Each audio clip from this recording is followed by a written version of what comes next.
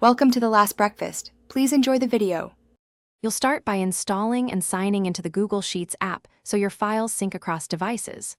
Once done, grant storage and account permissions to access local downloads and Drive.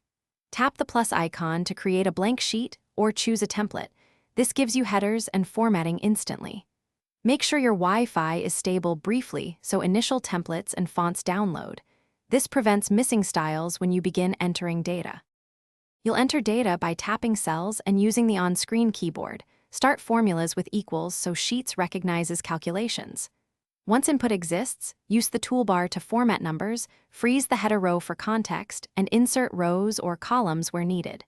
If you need consistency, add data validation to restrict entries. Use the fill handle to drag formulas across rows. This maintains relative references automatically. Also, you should name the file, tidy formatting, and apply filter or sort to finalize order so your sheet reads clearly. Once ready, tap Share, choose Permissions, Editor, Commenter, or Viewer, and set Link Access. This avoids accidental overwrites. If collaboration lags, make a copy before sharing.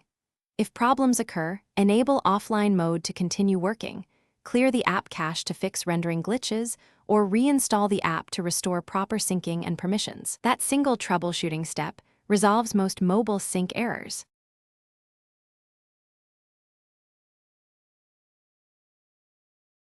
Thanks for watching. If this was helpful, leave a like and consider subscribing. See you next time.